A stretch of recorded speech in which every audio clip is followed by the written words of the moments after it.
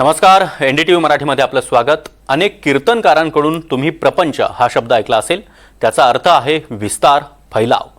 मराठीमध्ये हा शब्द सांसारिक व्यवहार अशा अर्थानं जास्ती प्रमाणात वापरला जातो। आम्ही न्यूजरूममध्ये देखील येणाऱ्या बातमीवर, माहितीवर प्रपंच करत असतो। चर्चा, वादविवाद, मतमतांतर, अगदी खडाजंगी सुद्धा होते। त्याचीच एक झलक तुम्ही एनडीटीव्हीच्या या प्रपंचमध्ये पाहायला मिळते। तर छगन भुजबळांनी अंतरवली सराटीमधील दगडफेकीवरून खळबळजनक दावा केला। त्यावरचाच हा एनडीटीव्ही मराठीचा न्यूजरूमचा प्रपंच पाहूयात।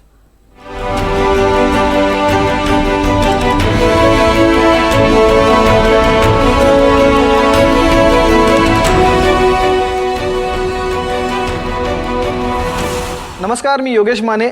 एनडीटीव्ही मराठीच्या प्रपंचमध्ये आपलं स्वागत आहे। आजच्या प्रपंचाच्या भागात चर्चा करण्यासाठी माझ्याबरोबर आहेत राजकीय विश्लेषक अभय देशपांडे, माझे सहकारी माणिक मुंडे, श्रीरंग खरे आणि विनोद तळेकर। आपण प्रपंचामध्ये व्यक्तिविशेष चर्चा करतोय। आज आपण छगन भुजबळांवर चर्चा करणार आहोत। चर्चेचं कारण आहे भुजबळांनी केलेलं वक्तव्य की मनोज जरांगे पाटलांच्या मंचावर जे जे राजकीय नेते गेले त्यांना बघून ठेवा।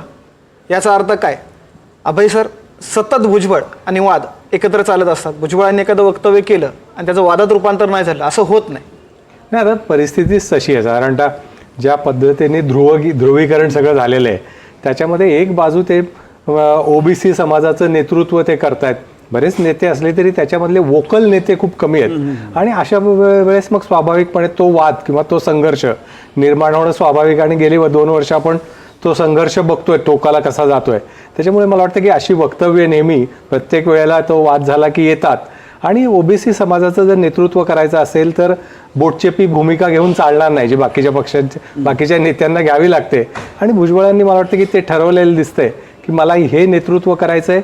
माझा पक्ष आत्ता कुठलाही असो, माझं ओबीसीचं नेतृत्व मी जिथे असेल तिथे ते माझ्याकडेच असलं पाहिजे, ही त्यांची भूमिका असल्यामुळे त्यांची आक्रमक वक्तव्य येतात, त्याला उत्तरही समोरनं येतं। त्यामुळे स्वाभाविकच तो संघर्ष असा थेट पातळीवर जाऊन पोहोचला। म्हणजे भुजबळांचं असं आहे की भुजबळ हे आक्रमक नेते म्हणून कायमच ओळखले गेले। भुजबळ हे आपल्या आक्रमक वक्तव्यांसाठी नेहमीच प्रसिद्ध असतात। म्हणजे ते सत्तेत असो, म्हणजे मी मागे एकदा भुजबळांची मुलाखत केली होती, त्यावेळेला माझ्या मुलाखतीची ओपनिंग पण ती होती की भुजबळ सत्तेत असले तरीसुद्धा आक्रमक असतात, विरोधात असले तरीसुद्धा आक्रमक असतात, आणि सत्तेत असून विरोधात असले तर ते अधिक आक्रमक असतात, जसे ते आत्ता आहेत। नाही, अनेकदा ठरवता येत नाही सत्ताधारी लोकांना की सत्तेत बाहेर ठेवायचं की आत ठेवायचं।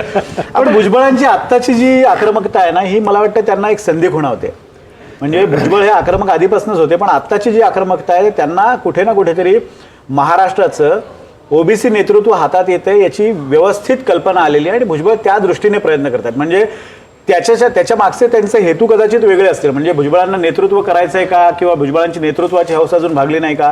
तर यापूर्वी भुजबळांनी विविध टप्प्यांवर वेगवेगळ्या पातळीवर नेतृत्व केलेलं आहे। भुजबळांची नेतृत्वाची तशी हौस नाही आहे, पण भुजबळ राजकीय दृष्ट्या गेल्या काही वर्षात ज्या पद्धतीने अडचणीत आलेत त्या अडचणीतून बाहेर पडण्यासाठी एक ओबी म्हणून भुजबळांकडे एक ही संधी चालून आली आणि भुजबळांनी ती नेमकी हेरली आहे।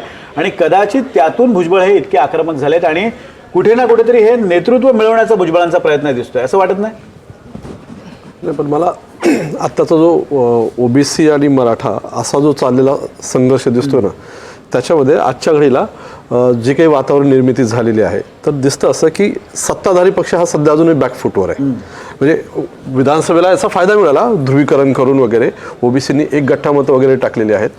पण यावेळेस मात्र असं वाटतं की येणाऱ्या झडपीचे इलेक्शन्स, विशेषतः झडपी, तर त्याच्यामध्ये मात्र सत्ताधाऱ्यांना थोडासा त्याचा प्रॉब्लेम होईल असं दिसतंय। बंजारा आणि कारण की 18 पगड जाती तुमच्याकडे जेवढ्या आहेत ना, आणि त्यातल्याही मेन कास्ट जे आहेत, तर तिथं भुजबळ आत्ता जे म्हणण्याचा प्रयत्न करतात की नाही, तुम्ही त्या जे जरांगेच्या सोबत जातील त्यांना लक्षात ठेवा आणि त्यांना पाडा, हा जो काही सरळ त्यांचा मेसेज देण्याचा ते प्रयत्न करतायत।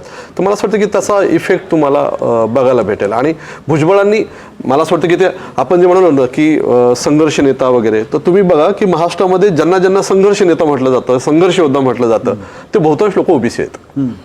तुम्ही एखाद्या मराठा किंवा एखादा ब्राह्मण किंवा इतर कुठलाही कास्टचा माणूस जो ओपनमध्ये आहे किंवा मेजॉरिटीमध्ये आहे, तो संघर्ष नेता नाही, तो संघर्ष योद्धा नाहीये। तो माणूस सत्तेत असो की सत्तेच्या बाहेर असो, ओबीसीचा जो कोणी नेता असतो तो संघर्ष नेता असतो, संघर्ष योद्धा असतो। नाही, त्याच्यात असं आहे की ओबीसीचा कुठलाही नेता महाराष्ट्रात मुंडेंनंतर ज्याला पॅन महाराष्ट्र अपील आहे असा कुठलाही नेता आता तरी महाराष्ट्रात नाहीये. नाहीये. कारण गोपीनाथ मुंडे यांचं कसं होतं की चांद्यापासून बांध्यापर्यंत ते नेतृत्व प्रस्थापित झालेलं होतं. आता ओबीसी मध्ये अनेक नेते आहेत, विजय वडेट्टीवारांपासून अनेक नेते आहेत, पण त्यांना ते पॅन महाराष्ट्र जे आहे ते भुजबळांना जे आज आहे स्थान, तसं स्थान त्यांच्याकडे नाहीये. आणि त्याचं मला वाटतं कदाचित ओबीसीचं नेतृत्व म्हणून, कारण ओबीसी मध्ये काही ओबीसी एक नाहीये जसं बाकीच्या तो एवढ्या त्याच्यामध्ये 450 जातींचा नेता असं असताना सुद्धा ते टिकवून ठेवणं त्या नेतृत्व, कारण बाकीचे ओबीसीचे नेते त्यांच्या जातीपुरते मर्यादित होतात.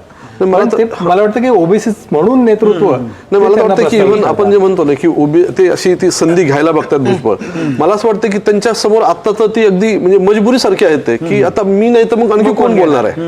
लक्षात आलं म्हणजे तुमच्याकडे जे असे सडनली फेसेस दिसतात ओबीसी मधले, पंकजा मुंडे, धनंजय मुंडे, सुधीर मुनगंटीवार वगैरे असे, तर त्यांना तो त्यांच्या पार्टीतनं तो त्यांना म्हणजे प्रमोट केलं जात नाही असं दिसतं, सहसा दिसतं की ते तुम्हाला तो स्पेस नाहीये, तो भुजबळांकडे ऑटोमॅटिकली येतो ना. त्यांची एक खासियत आहे ते म्हणजे कुठल्याही परिस्थितीत रेलेव्हंट राहणं. ते परिस्थिती कुठलीही असू दे. ह्या बाबतीत तर ना म्हणजे हे मान्यच करायला लागेल. म्हणजे माझ्या दृष्टीनं तर पवारांच्या नंतर किंवा अगदी पवारांच्या इक्वल एवढा रिलेव्हंट राहणारा नेता एवढी वर्ष राजकीयदृष्ट्या काही परिस्थिती भुजबळ त्या परिस्थितीत फिट बसतात आणि गरज बनतात, म्हणजे त्या परिस्थितीची गरज बनतात. म्हणजे आता मधल्या काळात जो सेटबॅक बसला ना त्यांना पूर्ण, म्हणजे एक तर राष्ट्रवादी काँग्रेस वेगळी झाल्यानंतर राष्ट्रवादी काँग्रेसचं महाराष्ट्रातलं नेतृत्व म्हणून ते पुढे आले.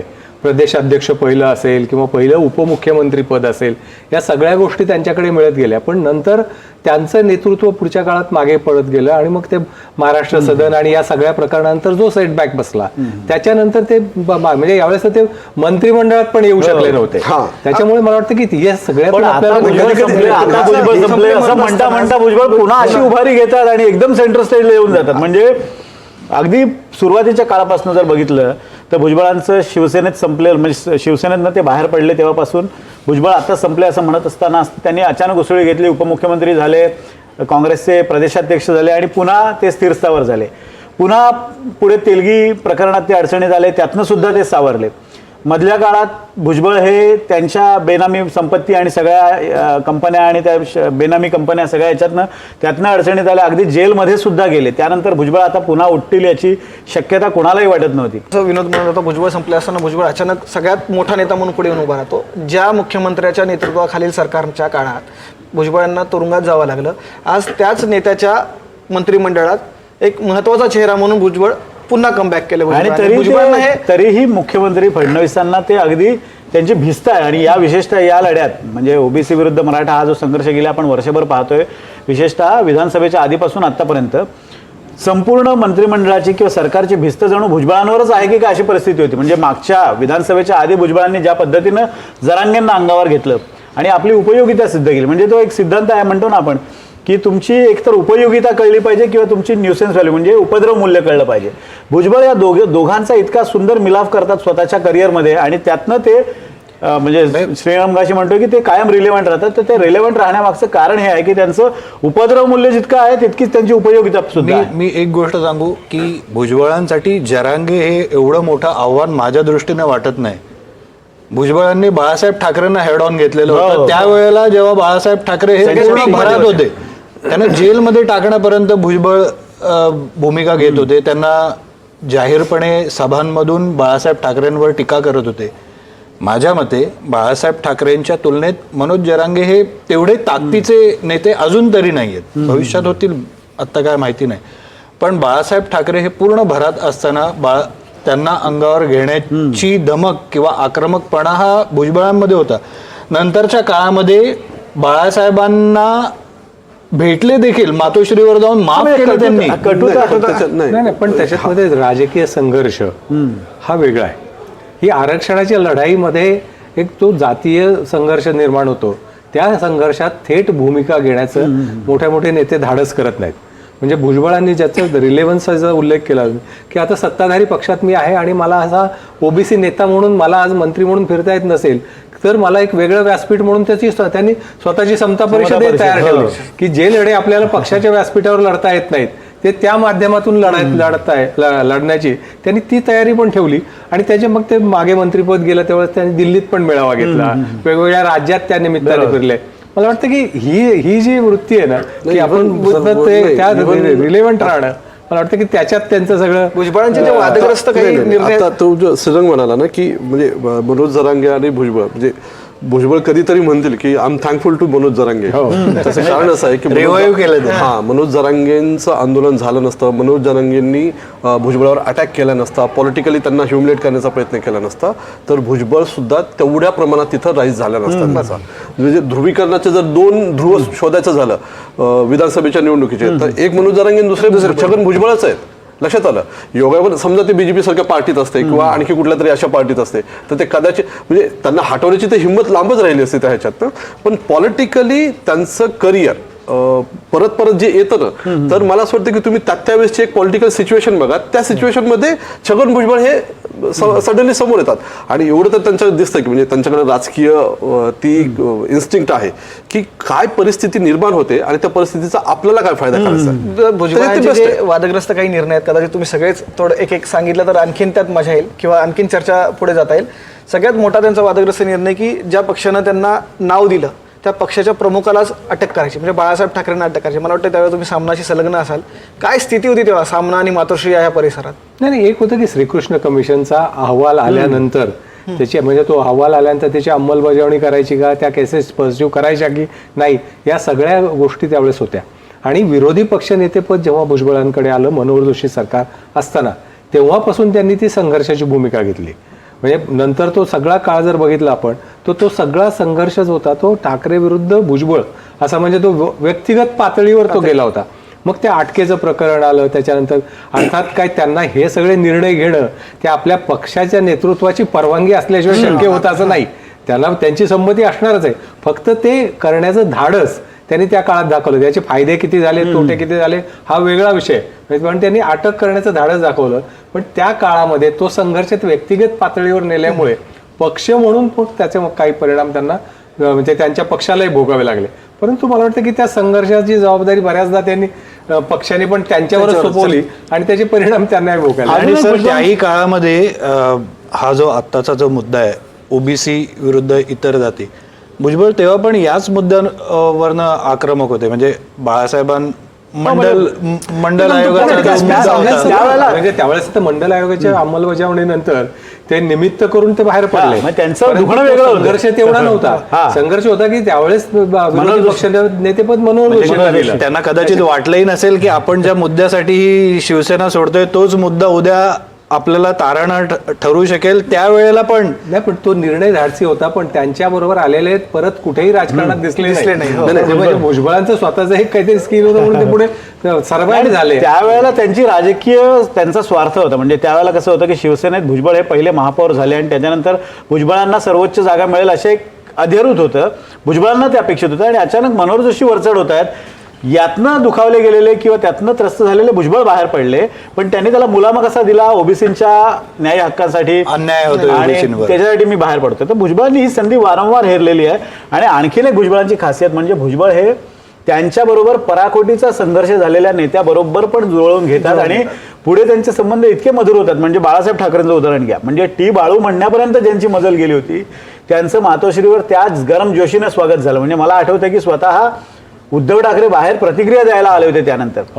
फडणवीसांबरोबरचा संघर्ष पण त्याच पठडीतला आपल्याला म्हणता येईल. म्हणजे फडणवीस हे काय त्यांच्या तुरुंगवासाला जबाबदार अशातली गोष्ट नाही. जी परिस्थिती निर्माण झाली त्यांना ते तुरुंगात गेले. पण फडणवीस त्यावेळेला मुख्यमंत्री होते. त्यावेळेला ते सुटून आल्यानंतर त्यांनी सर्वात पहिला हल्ला कोणावर केला तर फडणवीसांवर. फडणवीसांना त्यांनी बोल लावले आपल्या एकूण सगळ्या परिस्थितीला. आणि त्यानंतर आताची जर परिस्थिती बघितली तर किंबहुना म्हणजे माझ्याकडे जी माहिती आहे, कदाचित अभय सरांना त्यापेक्षा अधिक डिटेल्स असतील, यावेळेला मंत्रिमंडळात भुजबळांचा समावेश करावा यासाठी फडणवीस सुद्धा आग्रही होते. अगदी बरोबर. आणि म्हणजे ज्यांच्यासोबत पराकोटीचा संघर्ष म्हणजे राज ठाकरेंचा मधल्या काळात जो संघर्ष त्यांच्यासोबत झाला महापालिका निवडणुका नाशिकमध्ये, राज ठाकरे ऍक्टिंग त्यांच्यासोबत सुद्धा म्हणजे भुजबळांचा एक तो प्रगल्भपणा म्हणावा लागेल की भुजबळांना कधी कधी ते हायपोथेटिकल आता विचार करून बघितला पाहिजे.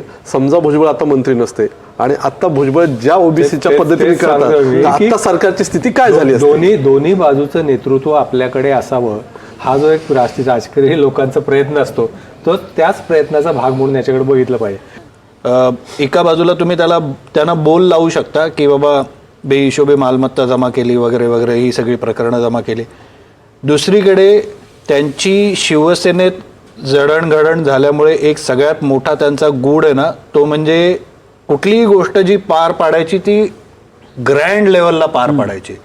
साहित्य संमेलन मी नाशिकचं जवळून बघितलेलं होतं. एक वेळ अशी आलेली होती की पाऊस पडत होता आणि ते साहित्य संमेलन होईल की नाही अशी एक भीती निर्माण झाली. भुजबळांनी ते पार पाडलं.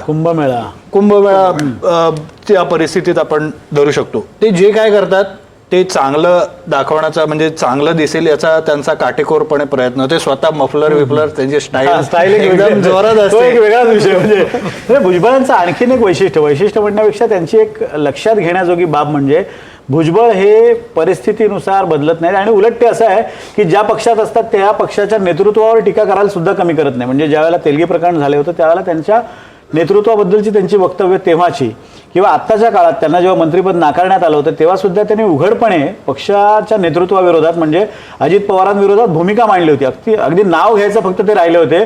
पण उलट माझ्या मुलाखतीत तर भुजबळ असंही म्हणाले होते की माझ्या राजकीय कारकिर्दीपेक्षा त्यांच्या बायकोची राजकीय कारकीर्द महत्वाची आहे. बाबा त्यांना खूप अडचण आहे, घरात अडचणी होतील, आम्हाला लोकांनी समजवलं, आमच्या नेत्यांनी, ते म्हणून मी मागे राहिलो. म्हणजे टीका करताना पण इतक्या खोचक पद्धतीने पण ते कोणत्याही चेहऱ्यावर भाव न आणता, म्हणजे एक जो साळसूतपणाचा भाव भुजबळ आणतात, पण तोच कदाचित त्यांचा एक युनिक सेलिंग पॉईंट म्हणतो आपण, युएसपी. एवढी वर्ष काय की एका पक्षात दुसऱ्या पक्षात, दुसऱ्यात तिसऱ्या पक्षात कुठलाही मायग्रेटरी जे असतात ना, मायग्रेटरी पक्ष असो, पक्ष म्हणजे पक्षी तर ते सशक्त होऊन जातात. त्यांना माहित असतं की ही परिस्थिती वेगळी, याच्यातलं बाहेर काढा, ती परिस्थिती वेगळी, त्याच्यातनं परत सर्व्हाइव्ह व्हा. तर त्याच्यामुळे ते कदाचित त्यांना माहिती आहे की हा आपण याच्यातनं बाहेर पडू. पण तरी मला असं वाटतं की जेव्हा असे पक्ष बदलणारे नेते आहेत ना, ते पुढे पुढे जसे पक्ष बदलत जातात तसे थोडेसे गौण ठरत जातात. नाही परत जातात. नाही, उलट आहे, हे उलट आहे. पद्धतीचे आरोप त्यांच्यावर झालेत वेगवेगळ्या वेळी. अशा आरोप झालेले बरेचसे नेते राजकारणात नेस्तनाबूत झालेले आहेत. म्हणजे तरी सुद्धा हे वेगवेगळे आरोप होऊ नये, त्या आरोपाच्या पलीकडे जाऊन आपलं राजकारण टिकवणं, याच्यासाठी जे करायला लागतं त्यासाठी आता लोक विसरली. की भुजबळांवर नेमके किती गंभीर स्वरूपाचे आरोप होते. त्यांनी उलट सुरस कथा त्यावेळेला समोर यायच्या. त्या अंजली दमानी यांना आठवण करून द्यावी लागते. मी जेव्हा पहिल्यांदा त्या आपल्या दिल्लीतल्या महाराष्ट्र भवन, ते जे काही महाराष्ट्र सदन आहे तिथे जेव्हा गेलो, अरे म्हणजे माफ आहे भुजबळ, हे जे काही बनवलं दिल्लीमध्ये तसं दुसरं नाहीये. नाही, स्वतः भुजबळच म्हणायचे ना, महाराष्ट्र सदन सुंदर. तो एक म्हणजे स्वतःवर विनोद करून घेण्याची ज्याची क्षमता आहे तो सर्वाधिक चांगला विनोदपटू वगैरे असं म्हणतात. तसं भुजबळ स्वतःवर विनोद करून घ्यायला पण कमी करत नाही. दुसरं म्हणजे भुजबळ स्वतःच सर्वाईव्ह होत नाही तर त्यांच्याबरोबर ते पुतण्या किंवा मुलगा यांनाही व्यवस्थित सर्वाईव्ह करतात. म्हणजे असं आहे की आता निवडणूक जेलमधनं बाहेर आल्यानंतर भुजबळ स्वतः त्यांचं राजकीय अस्तित्व काय असेल असं वाटत असताना स्वतः तर ते सेट झालेच, आता त्यांनी पुतण्याला पण नीट सेट करायला लागेल. त्यांनी तर तिकीट वगैरे सुद्धा मिळवून दिलं होतं. म्हणजे ही जी ताकद आहे ना भुजबळांची, ती त्यांना कदाचित या, मला वाटतं की त्या ताकदीचा कोर जो आहे ना, ती ओबीसी चळवळ आहे. किंवा त्यांचा आवाज जो बुलंद राहतो राजकीय याच्यात, त्यांच्या मताला किंमत राहते, त्याला त्याच्या मागे तो ओबीसीचा एक फोर्स आहे. तुम्हाला भुजबळांच्या बाजूला पॅरलल, अगेन्स्ट लांबच राहिला, पण पॅरलल सुद्धा कुठल्या दुसऱ्या पक्षाकडे तो ओबीसीचा फेस नाहीये, तो आवाज नाही, त्याला बोलणारा माणसं नाहीत, ज्यांच्याकडे नेते आहेत त्यांना अलाउड केलेलं गेलेलं नाहीये, किंवा ते स्वतःही त्या कोशात असल्यासारखे आहे की पुढे काय होईल या विचारतात. भुजबळांचं तसं नाहीये. मला असं वाटतं की त्यांना एवढंच माहिती आहे की हा इथून पुढची 5 वर्ष, इथून पुढची 3 वर्ष, त्याच्यात आपण कुठली पॉलिटिकल भूमिका घ्यावी म्हणजे आपण सगळ्या गोष्टीतनं सर्वाईव्ह होऊन जाऊ. विरोधी पक्ष नेतेपद ज्याचा उल्लेख केला आपण शिवसेनेचं, ते त्यांना त्यावेळेस हुलकावणी दिली. त्यावेळेस त्याच्यानंतर बऱ्याचदा लोकांनी विचारलं तुम्ही शिवसेना सोडली नसती तर शिवसेनेचे मुख्यमंत्री झाला असतात का? म्हणजे ते म्हणले मनोहर जोशीच्या आधी तर नक्कीच नाही, आणि म्हणले नारायण राणेंच्या तोपर्यंत, तो नारायण राणे नंतर झाले ना युती सरकारमध्ये, शेवटचे 6 महिने, तोपर्यंत मी थांबू शकलो असतो की नाही माहित नाही. म्हणले दुसरं असं आहे की कदाचित ज्यावेळेस काँग्रेसमधलं विभाजन झालं त्यावेळेस काँग्रेसमध्ये राहिले असते, त्यांनी पवारांना तिकडे सोडून ते काँग्रेसमध्येच एक राष्ट्रीय पक्ष म्हणून राहिले असते तर ते महाराष्ट्राचे मुख्यमंत्री होऊ शकले असते का, अशी चर्चा अनेकदा होते. कारण आता त्यावेळेस विलासराव मुख्यमंत्री झाले 99ला, विलासराव असताना ते मुख्यमंत्री झाले असते असं मला वाटत नाही. कारण काँग्रेस कधीही असं जातीय नेतृत्वापेक्षा किंवा एका समूहाच्या नेतृत्वापेक्षा ज्याचं नेतृत्व म्हणजे पॅन सोसायटी आहे त्यांच्याकडे अधिक येतं, आणि विलासराव देशमुख त्यांच्या तुलनेमध्ये खूप उजवे होते म्हणून कदाचित त्यांच्याकडे ते मुख्यमंत्रीपद राहिलं असतं. पण पुढच्या काळामध्ये विलासरावांना बदललं, त्यावेळेस मग सुशील कुमारांना दिल्लीहून बोलवलं वगैरे सगळं झालं. त्या काळामध्ये कदाचित ते झाले. त्याच्यानंतर महाराष्ट्रात अशोक चव्हाण झाले, पृथ्वीराज चव्हाण झाले मुख्यमंत्री. तर मला वाटतं की त्या काळामध्ये ते कधी ना कधीतरी काँग्रेसचं नेतृत्व मुख्यमंत्री म्हणून करू शकले असते. पण आता या सगळ्या जर तरच्या गोष्टी असतात.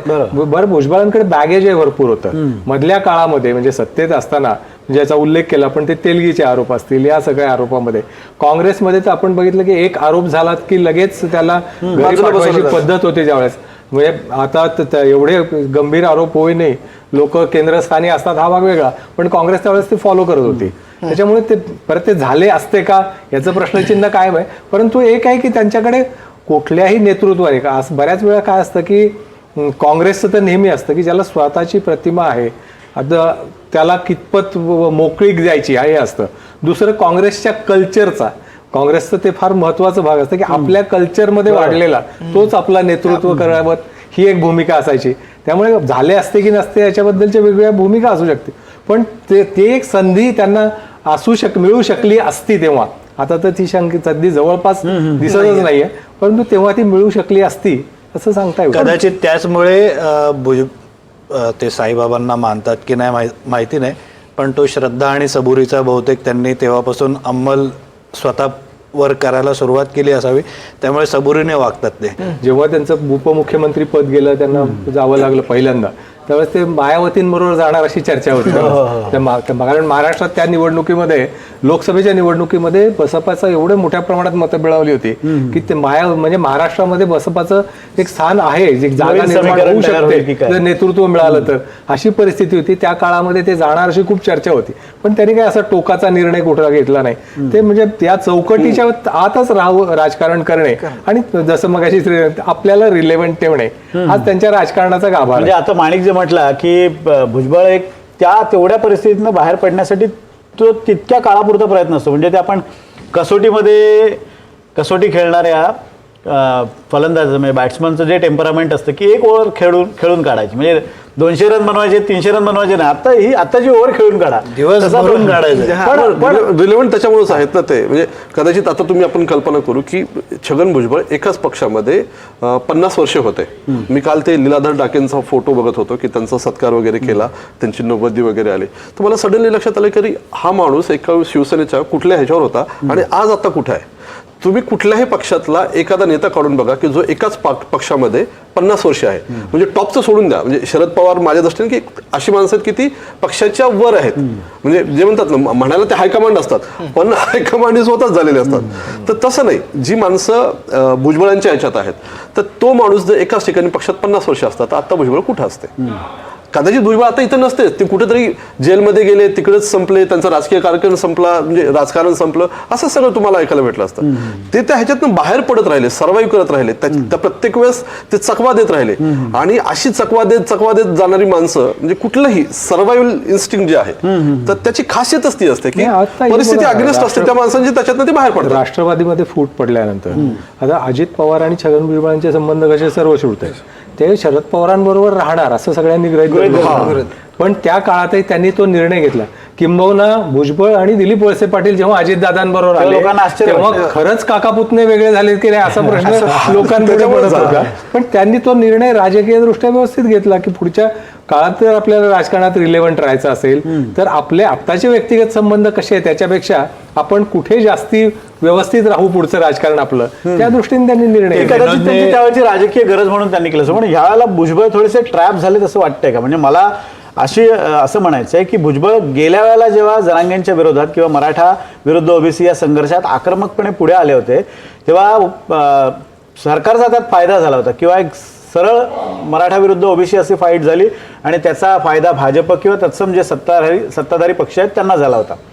ह्या वेळेला थोडंसं भुजबळांचा अग्रेसिव्ह स्टँडमुळे सरकार अडचणीत आलंय असं वाटतंय. कारण कसं आहे, जरांगे पाटलांच्या विरोधात भुजबळ आक्रमकपणे बोलतायत, पण दुसरीकडे आता नवीन एक पेस निर्माण झाला हैदराबाद गॅजेटियरमुळे त्यामुळे आता बंजारा आणि इतर धनगर असेल त्यांना एसटीतनं हे पाहिजे. पण त्याच्यामुळे झालंय काय की आता ओबीसीतच असंतोष निर्माण झाला आणि ओबीसीचं जर नेतृत्व भुजबळ करत असतील असं आपण म्हणतोय तर कदाचित त्यांचा हा स्टँड जितका अग्रेसिव्ह होत जाईल तितका तो सरकारसाठी अडचणीचा ठरत जाईल का. आणि तेही अशा वेळेला जेव्हा जिल्हा परिषदांच्या निवडणुका आहेत, पंचायत समितीच्या निवडणुका आहेत आणि त्यामुळे कदाचित यावेळेला भुजबळ त्यांच्या म्हणजे आपण जे क्वीन्स गॅम्बिट म्हणतो की आपणच तयार केलेल्या परिस्थितीमध्ये आपणच अडकणं, तसं भुजबळांचं यावेळेला होईल की काय अशी एक भीती अशी तर दरवेळेस त्यांच्याबद्दल परिस्थिती आलेली होती. याच्यामध्ये लक्षात घ्यायला लागेल की मागच्या वेळेस जरांगेंचं आंदोलन झालं, त्यांच्या मागण्या मान्य झाल्या, तेव्हा शिंदे मुख्यमंत्री होते. त्याच्यामुळे मराठा समाजाच्यासाठी काही निर्णय घेतले, ओबीसीवर अन्याय होतोय, तर या बाबतीत त्याचा दोष थेट भाजपावर येत नव्हता. त्याचा दोष बऱ्याचशापैकी शिंदेवर जात होता की ते त्यांनी केलंय. आता फडणवीसांनी घेतलेले निर्णय आहेत त्याच्यामुळे ओबीसींचा जो असंतोष असेल तर त्याचा थेट फटका भाजपाला बसणार आहे आणि ओबीसी हा भाजपाचा कोर वोटर आहे. अशा परिस्थितीमध्ये हे आंदोलन म्हणजे भुजबळ सुद्धा कुठल्या पद्धतीने पुढे रेटतात तेही बघायला लागेल. मग कारण ते ओबीसीचं नेतृत्व करायचं आता काही दिवसांनी, आज नाही विचारलं तर पण काही दिवसांनी आक्रमक भूमिका घेताना लोक तुम्हाला विचारणार आहेत तुम्ही हे सगळं बोलतायत मग अजून मंत्रिमंडळात कसे. हा जेव्हा प्रश्न येईल तेव्हा त्यांना निर्णय घ्यावा लागेल. पण परिस्थिती तिथपर्यंत जाणार नाही. कदाचित त्याच्या आधी स्थानिक स्वराज्य संस्थांच्या निवडणुका झालेल्या आहेत. म्हणजे विनोदने जे बॅटिंगचं उदाहरण दिलं ना, भुजबळांना माहिती आहे की राहुल द्रविड सारखं कसं खेळायचं, सेहवाग सारखं कसं खेळायचं, कधी खेळायचं, आणि सगळ्यात एक महत्वाची गोष्ट म्हणजे ते आउट होतात, थर्ड अंपायर त्यांना नॉट आउट देतो. अशी परिस्थिती आहे त्यांची. चांगलं उदाहरण होतं. अशाच एखाद्या नवीन वादासह, विषयासह आणि व्यक्तिविशेषमध्ये प्रपंचमध्ये पुढच्या आठवड्यात भेटूया. तोपर्यंत पाहत राहा NDTV मराठी.